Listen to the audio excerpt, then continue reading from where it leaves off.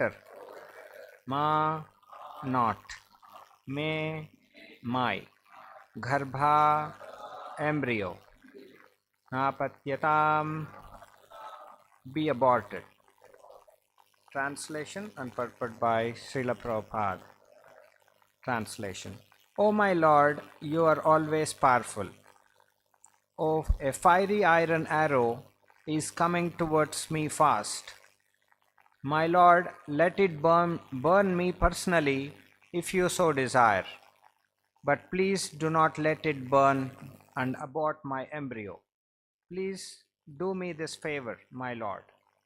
Translation with repetition. O my Lord, you're all powerful. A fiery iron arrow is coming towards me fast. My Lord, let it burn me personally, if you so desire. But please do not let it burn and abort my embryo. Please do me this favor, my Lord. Purport. This incident took place after the death of Abhimanyu, the husband of Uttara. Abhimanyu's widow, Uttara, should have followed the path of her husband, but because she was pregnant and Maharaj Parikshit, a great devotee of the Lord, was lying in embryo, she was responsible for his protection. The mother of the child has a great responsibility in giving all protection to the child. And therefore, Uttara was not ashamed to express this frankly before Lord Krishna. Uttara was the daughter of a great king, the wife of a great hero, the student of a great devotee, and later she was the mother of a great king also. She was fortunate in every respect. The 11th one, I'll read it myself. Suta uvacha upadhara vachastasya bhagavan bhaktavatsalaha apandavam idam kartum draunyer astram abhujyata. Translation. Suta Goswami said, having patiently heard her words, Lord Sri Krishna, who is always very affectionate to his devotees, could at once understand that Ashwathama, the son of Dronacharya, had thrown the Brahmastra to finish the last life in the Pandavas family. Purport. The Lord is impartial in every respect, but still he is inclined towards his devotees because there is a great necessity of this for everyone's well-being. The Pandava family was a family of devotees, and therefore the Lord wanted them to rule the world. That was the reason he vanquished the rule of the company of Duryodhana and established the rule of Maharaj Yudhishthira. Therefore, he also wanted to protect Maharaj Parikshit, who was lying in embryo. He did not like the idea that the world should be without the Pandavas, the ideal family of devotees. Thus ends the Bhakti Vedanta. Nama Om Vishnupadaya Krishna Presthaya Bhutale Srimate Bhakti Vedanta Swamy Nityanamane Namaste Saraswate Deve Gauravani Pracharine Nirvishesha Shunyavadi Paschatya Deshatarine Jaya Shri Krishna Chaitanya Prabhu Nityananda Shri Advaita Gadadhara Shri Vasadi Gaura Bhakta Vrinda Hare Krishna Krishna Krishna Hare Hare Hare Rama Rama Rama Hare. So we are reading from the chapter 8 of first canto, named after prayers by Queen Kunti and Parikshit saved. So in the first few verses before this, to get you a context, this whole situation is being narrated after the war of Kurukshetra. There was a great loss of life from either sides, and there were quite morose for the loss of life, and we see that after pacifying the Pandavas, especially Draupadi and other family members, Lord Krishna was about to start to Dwarka after finishing the job of enthroning Yudhishthira. So that was the context, and at that time when Krishna was about to get onto the Ratha, so we saw in the previous verse, I will just read by myself. So Uttara comes running. Uttara said, "O Lord of Lords, Lord of the universe, you are the greatest of mystics. Please protect me, for there is no one else who can save me from the clutches of death in the world of duality." So this was the previous verse, and today's verse says, "O my Lord," her prayers continue, Uttara's. She is approaching Krishna and addressing like this: "You are all powerful. A fiery iron arrow is coming towards me fast. My Lord, let it burn me personally if you so desire. But please do not let it burn and abort my embryo. Please do me this favor, my Lord." So Uttara is in a great danger for Ashwatthama releasing this Brahmastra. So in the next verse, we see that Krishna understood the situation, that it was a Brahmastra and it was targeted upon ending the family lineage of Pandavas. So this was a context. So if we see the prayer or the mention of what Uttara speaks, my Lord, let it burn me personally if you so desire, but please do not let it burn and abort my embryo. So she is ready to get burnt herself and get her son who is the womb to be protected. So when I was reading this, in fact we use this kind of prayer every day in the morning, if you so desire, isn't it? So we say in the context of Srila Prabhupada being established as an acharya across the ISKCONs, right? So if you so desire means if he wishes, or if the Lord wishes, if Srila Prabhupada wants it. So similarly are the statements here from a great devotee like Uttara. So Prabhupada goes on to say, this incident took place after the death of Abhimanyu, the husband of Uttara. We all know, as part of the war, many casualties were there, and the husband of Uttara is Abhimanyu, who is none other than Arjun's son. So, so he was a great warrior. He fought to his best of capacities, and he had to leave the body in the battlefield. So it was a system that if the husband dies and in the same fire to burn the mortal remains, even the wife enters. So that was the system, sati. And here it said Uttara should have followed the path of her husband, but because she was pregnant and Maharaj Parikshit, a great devotee of the Lord, was lying in embryo, she was responsible for his protection. So Uttara did not enter that fire, but she remained because she was pregnant, and she knew it was the only lineage in the Pandavas.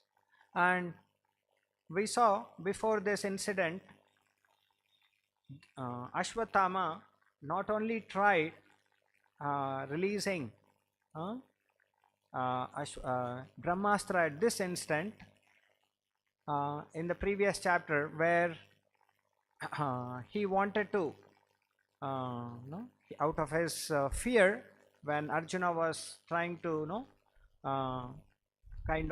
capture him, at that instant also Ashwatthama had released the Brahmastra, but it was again counteracted by the release of Arjuna's Brahmastra. So the usage of this great weapon Brahmastra have been misused. This is the second time that Ashwatthama tries and misuse this great weapon. So that's where we saw him in the previous verses. In the last chapter, he was called Brahmabandhu. He was a great son of a great father, Dronacharya, but the son wasn't equipped with a good capability of qualities. So, but he again had to use this for a ill reason of extinguishing the Pandavas' reign. So, in this purport, Prabhupada very nicely explains, Uttara was the daughter of a great king, the wife of a great hero, the student of a great devotee, and later she was the mother of a good king as well. So if we try and understand Uttara, so the first statement, it says was a daughter of a great king, right? So she was the daughter of King Virata. So if we have to understand who is little Virata, more about Virata, Prabhupada very nicely explains in one of the contexts in one of the lectures. So he in fact took part in the battlefield, assisting Pandavas. So King Virata, so before even this war, there was an exile of 12 years for the Pandavas, we all know. And then after that 12 years, there is 1 year of incognito. What does incognito mean? They should be under exile, continue to do that, and they should not be recognized by anybody. So the Pandavas were put in such a position that they should not be recognized, they should not be seen. That was the state. So at that time, the Pandavas took shelter of the Maharaja Virata in his kingdom. So, but since they were not supposed to be revealing their identities, they were taking different roles. No, as we see in drama, they will make up in a different way to present themselves. So it is told Arjuna took the role of a dance teacher, and he was an enanch, like an napumsak. Nobody should recognize him, so he just took that role. And then Bhima, he took the role of a chef in the kingdom of Virata. And then Yudhishthira, he was administering the ministry. And Nakula and Sahadeva, they were taking care of the cattle, horses, elephants, and whatever as part of the Virata's kingdom. So they were playing these roles, but nobody knew. Even King Virata did not know that such great personalities have taken shelter of his kingdom. And as part of his learning, Arjuna started teaching Virata's daughter the dancing art. Okay, Virata had 2 children, 1 son and 1 daughter. Son's name was Uttar, and the daughter's name was Uttara. Very similar, if you have to mention in the spelling, Uttar and Uttara.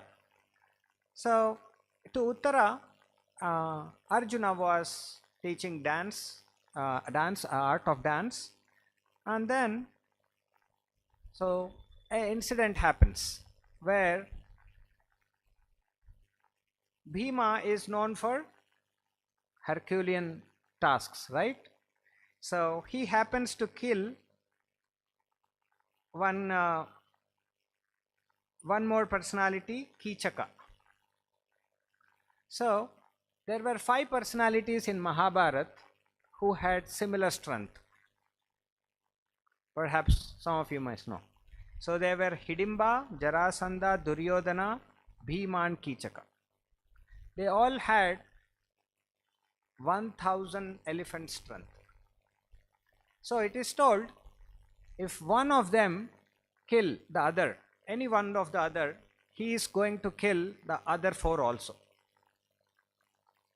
So we know Bhima killed Hidimba, right?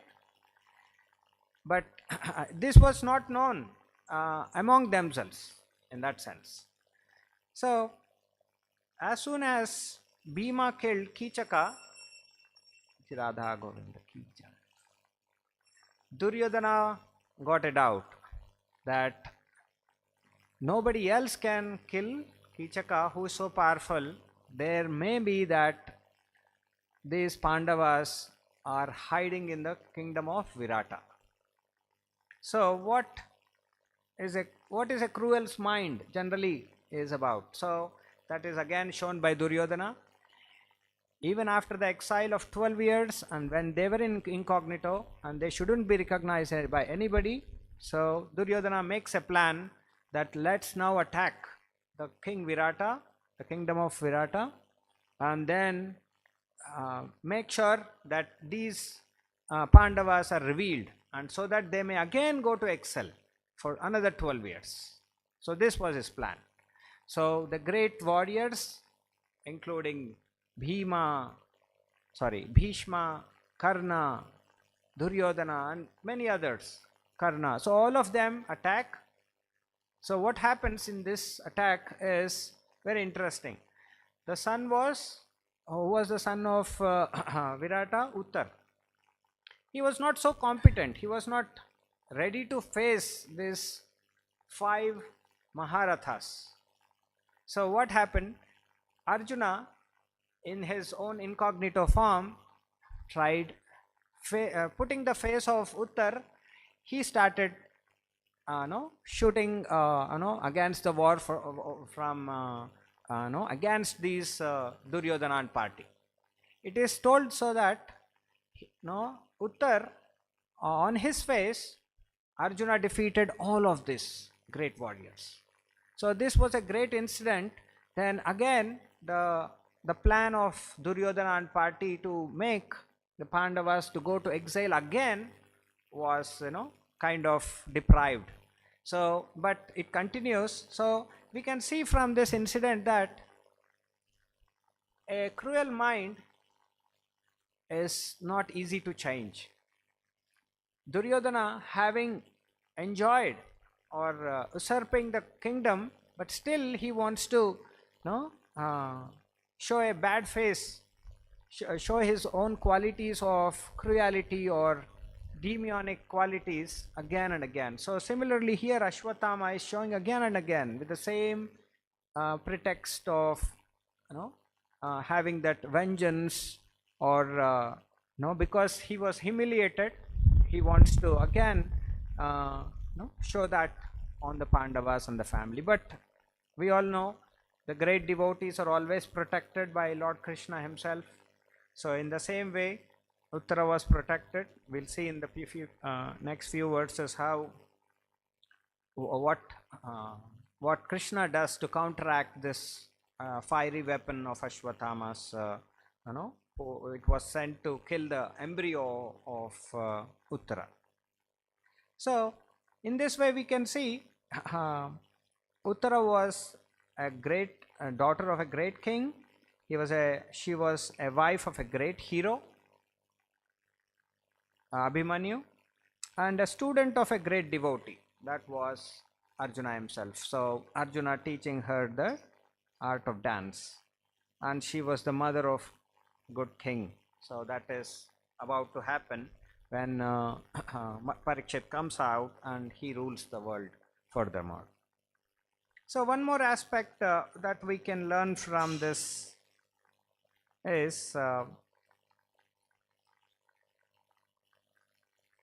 mother of a child has a great responsibility in giving all protection to the child, and therefore Uttara was not ashamed to express this frankly before Lord Krishna. This is a quite significant point for us to ponder on. The mother of a child has a great responsibility in giving all protection to the child. So the child is in the womb and the mother is responsible for all the care, not just in the womb, even after child comes out.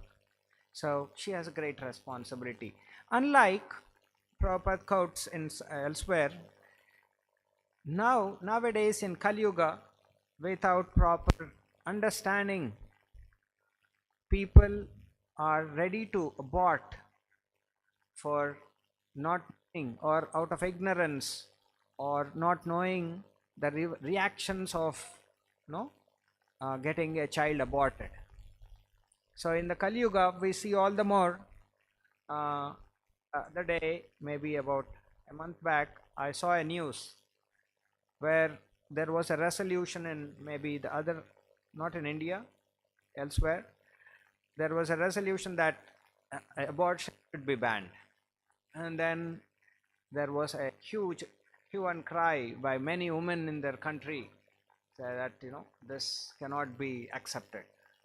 So openly they want, so this is all because of ignorance, not knowing the importance of the Shastras, not knowing the importance of a putra.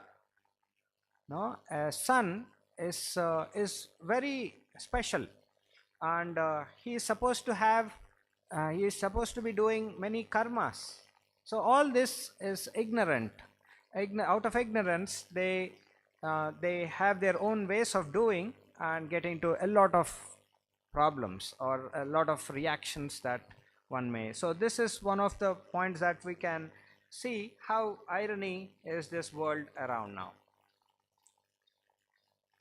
And if we see Krishna's reaction, Krishna says, Krishna heard her words, and Krishna is like, who is always affectionate to his devotees, could at once understand that Ashwatthama, the son of Dronacharya, had thrown a Brahmastra to finish the last life of Pandava family. We know Krishna is very dear to his pure devotees, and all the more if they have taken shelter of Lord. We see in case of many devotees across Bhagavatam, Draupadi being saved, Gajendra being saved at the last moment. So similarly, Uttara's case is nothing else, nothing different. So Lord is impartial to every respect, in every respect, but still he is inclined towards his devotees because there is a great necessity of this for everyone's well-being. Why is Lord so special to his devotees? Is the reason that devotees are special in the sense that there is a great necessity for such devotees for everyone's well-being. The devotees are not just happy about being themselves, have contended about their consciousness like that, but they are also quite anxious for others. So Prabhupada, in fact, we see in Bhagavad Gita, Samoham sarvabhuteshu na dveshosti na priyaha e bhajanti tumam bhaktya maiteshu chapyaham. So he says, I'm equal to all. Samoham sarvabhuteshu. I'm equal to all, but he again quotes bhajantu tumam bhaktya. So whoever does my seva, bhajana means seva. So whoever is doing the devotional service unto me, I am special to them. So here we can see Prabhupada in that purport very nicely mentions about the relation between a devotee and Lord. Prabhupada says gold is special, it is glittering, diamond is still more. When they both combine, then it is still more glorious. Devotees are like gold, and they keep a diamond in that gold. Then it becomes a diamond ring, which is made of gold, is more attractive. So Krishna, Prabhupada explains, goes on to say, the constitutional position of a Krishna conscious person is to have Lord in their heart all the time. Just like an golden ring keeps the diamond, then it is glorious. There can be any other, if you replace a diamond with any other stone, it may not be so attractive. So Lord's position in devotee's heart is so special. So he goes on to say, in the sense of consciousness, what does he say? The very phrase Krishna consciousness suggests that those who are in such consciousness are living transcendentally. So we are all here trying to develop our Krishna consciousness. So what does this Krishna consciousness phrase means?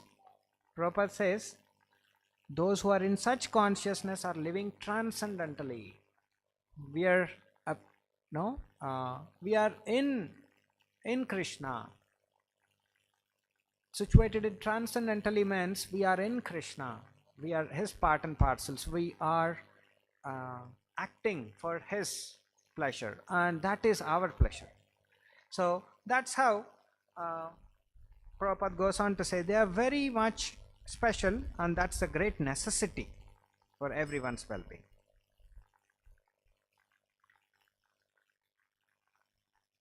So Prabhupada says here that was the reason he vanquished the rule of company of Duryodhana and established the rule of Maharaj Yudhishthira.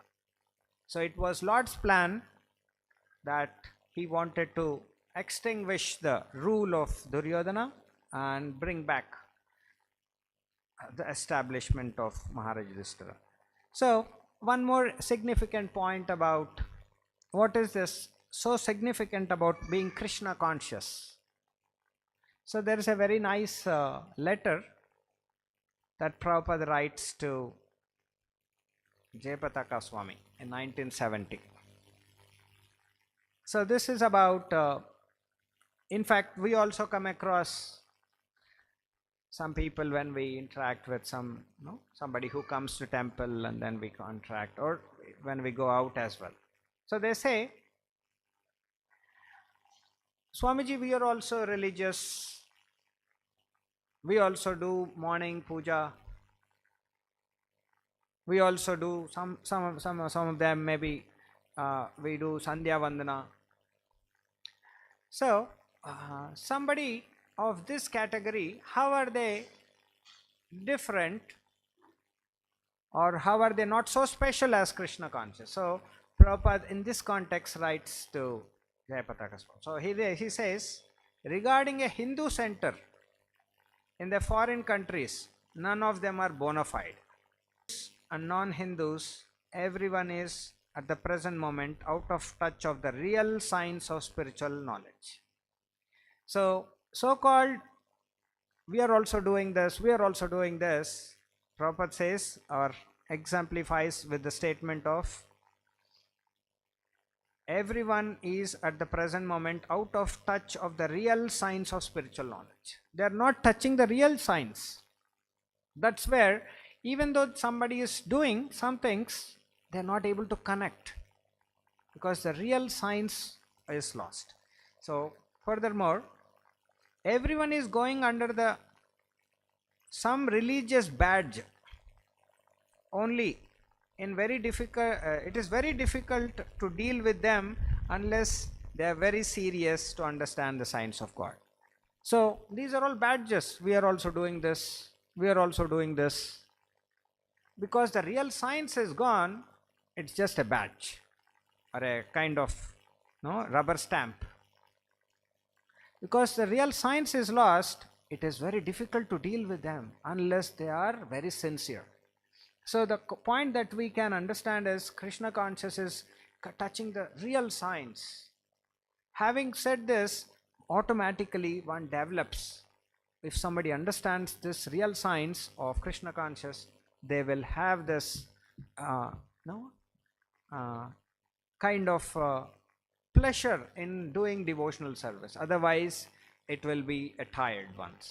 I saw the other day, yesterday or day before, somebody else forwarded. If you're not touching the real science, it will be hackneyed. Prabhupada says that. So, by the books on the mercy of Prabhupada and all the association of devotees, we get these finer aspects of Krishna consciousness and then try and evolve ourselves. So this, with this I stop. If any of you have any questions, we'll take one or two. Srila Prabhupada ki jai, Srimad Bhagavatam ki jai.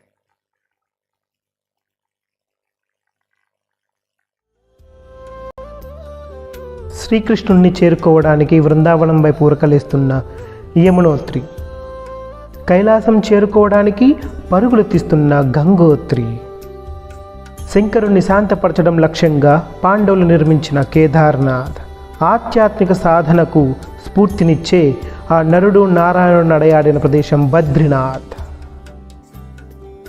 ఈ 4 ధామాల దివ్య దర్శనమే మన చార్ధామ్ యాత్ర ప్రతి భారతీయుడి ఆకాంక్ష. రండి, ఈ మహోన్నత యాత్రలో భాగస్వాములమవుదాం. Hare Krishna golden temple వారి మరో అపురూప కానుక హరే కృష్ణవాణి ఆధ్యాత్మిక మాసపత్రిక. ఇప్పుడు మొబైల్ యాప్ ద్వారా కూడా సులభంగా పత్రికలు చదువుకునే సౌకర్యం, వార్షిక సభ్యత్వం, భగవద్గీత, భాగవత ప్రవచనాలు, స్ఫూర్తి సందేశాలు, ఇంకా మరెన్నో సదుపాయాలతో హరే కృష్ణవాణి మొబైల్ యాప్ నేడే డౌన్లోడ్ చేసుకోండి. మరిన్ని వివరాల కోసం కాల్ చేయండి 913310